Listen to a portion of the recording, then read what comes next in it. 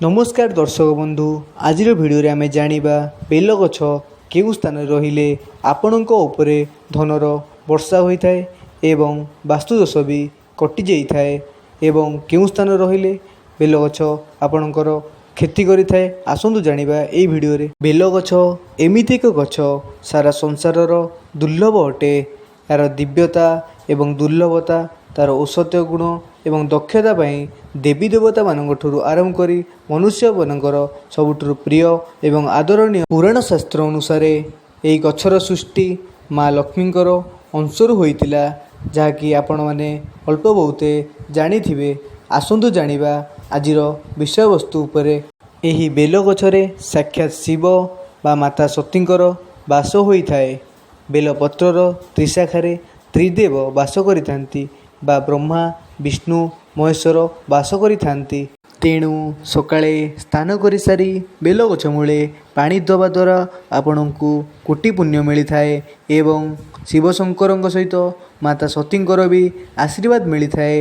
यह द्वारा आपण मनुष्य को बस करने सहित आपण माने चाकरी क्षेत्र एवं व्यवसाय क्षेत्र में सफलता हासिल करि पारंती। यह द्वारा आपण को धनवान होबारु केही अटकई पारिबे नाही। बेलपत्र हेउची भगवान शिव एवं अन्य देवी देवता मानकर प्रिय पत्र। यह सुखी जाए केबे भी बासी हुए नाही। यही पत्र रे चंदनर लेप लगई भगवान को अर्पण कले आपण को आशीर्वाद मिलिथाए। बेल गछर काठी को चंदन परी घोरी भगवान शिव एवं देवी को टीका लगाइले आपण को कोटि पुण्य प्राप्ति होइथाए।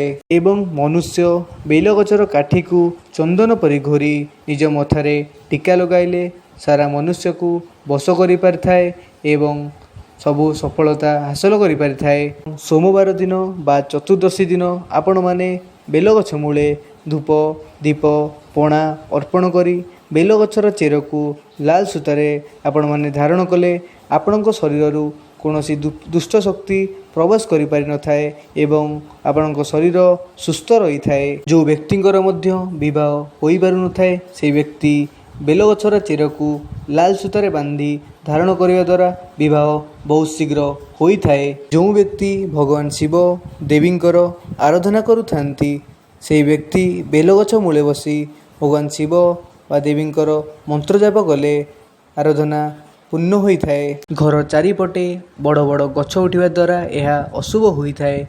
जदि यार छाई घर पर पड़ी थाए ताहा वास्तु को कंपन करि थाए। बेल गछ एपरि एक गछ आपणक घरर जेकोसी पार्श्वरे रहिले मध्य यह शुभ फल देई थाए एवं यार छाई जदि आपणक घर उपरे पड़ुची तेबे आपणक वास्तुदोष कटि थाए एवं नकारात्मक शक्ति दूर होई थाए। एबे आसंतु जानिबा बेल गछ केउ कोण रहिले कौन होई थाए। जदि बेल गछ उत्तर पूर्व ईशान्य कोण रही थाए ताहले धनर अभाव देखा जाय न थाए। जदि भी धनर अभाव देखा जाउ थाए ताहार बाट जल्दी खोली जाई थाए। घरर पूर्व दिगरे एही बेल गछ रहिले घरे शांतिर वातावरण सृष्टि होई थाए एवं पश्चिम रहिले संतानर सुख प्राप्ति होई थाए। घरर पश्चिम दिगरे एही बेल गछ रहिले घरे दुर्घटना जनित समस्या दूर होई थाए। आपण जानिछन्ति कि महादेव को प्रसन्न करने बेलपत्र को महादेव पाखरे लगा जाए। आपण आउ गोटे कथा जानिछन्ति कि बेल गछ लगेवा द्वारा भी महादेव आपण उपरे प्रसन्न होइथांती। बेल गछ जो घर भी थाए से घर रहउथिबा लोक माननकु बहुत सम्मान मिली थाए एवं से घर उपरे कौनसी नकारात्मक शक्ति किछि प्रभाव पके न थाए एवं प्रभु शिवंकर भी आशीर्वाद थाए। वास्तुशास्त्र हिसाब से आपण माने बेल गछ को आपण अगणारे लगेवा द्वारा आपण माने नकारात्मक ऊर्जारू वंचित होइथांती। जेपरी तुलसी गछ लगाइले किछि नियम अछि सेहीपरि बेल गछ लगाइले मध्य किछि नियम अछि।